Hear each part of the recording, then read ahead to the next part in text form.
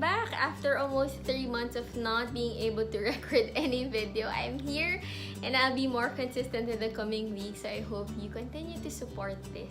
Today I'll be sharing with you a personal story. I think this is very timely because it's the week. So I hope you learned something from this and I hope you watch until the very end.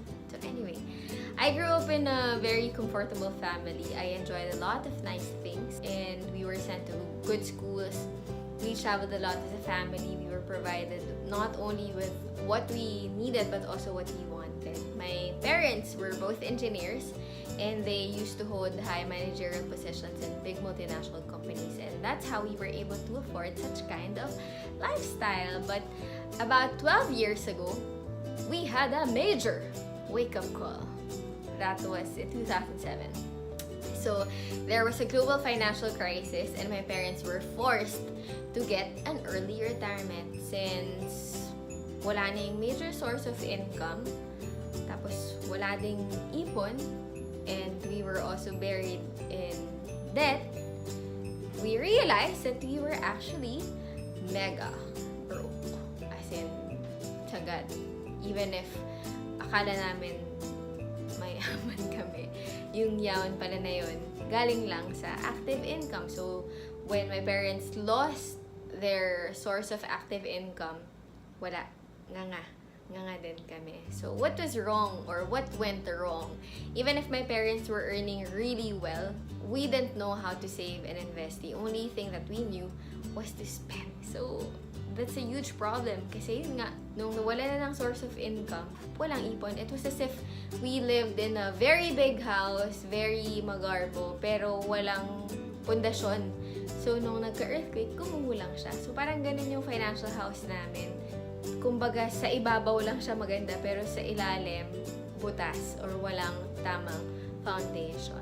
But thank God because we were given a second chance. So, my parents really sought out help. So, through financial coaching classes, through mentors, we learned how to manage our money well. We learned how to save and invest. We learned how to be good stewards of our blessings. And not just that, syempre, in-apply din namin yung mga learnings. Over the last decade that I've been part of the financial industry, I noticed that there is one common belief among the wealthy people, among multimillionaires, as in billionaires level. So what is that common belief? It is found in Proverbs 21:20. So what does Proverbs 21:20 say? It says, "The wise have wealth and luxury, but fools spend whatever they get." So if you notice, a lot of wealthy people, even if they go through emergencies, unforeseen circumstances, or when a need arises, they can stand tall, handa sila. Why? Because they have enough savings and investments for whatever it is that comes their way. Kasi beforehand pa, nagtabi na sila.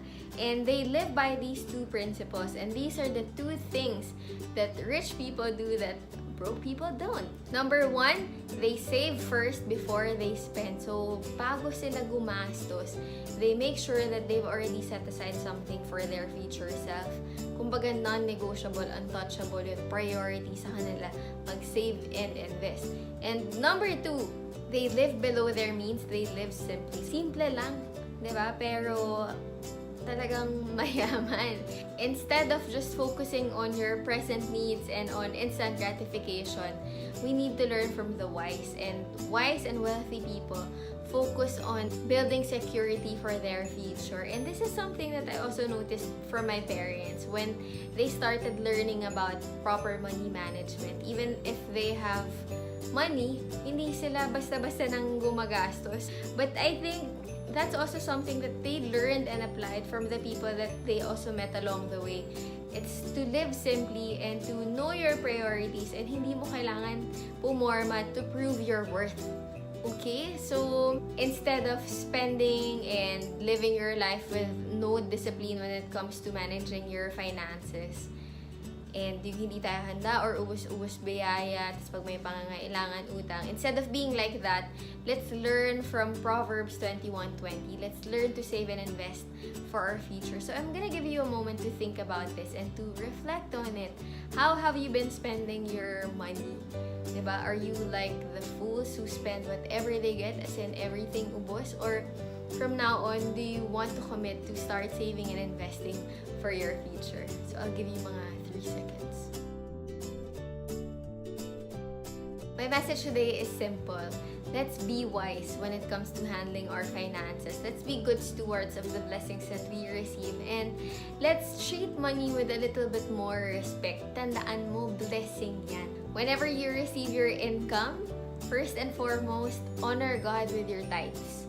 And secondly, make sure that you set aside something for your future self, diba? So yung budgeting formula nga natin na 10, 20, 70, 10% tithe, 20% for your future self, and then the rest, the 70%, go ahead, enjoy it, spend it all you want. That's all for today. I hope you learned something valuable from this, and I hope you can share this to your friends and your family. Thank you for watching until the very end.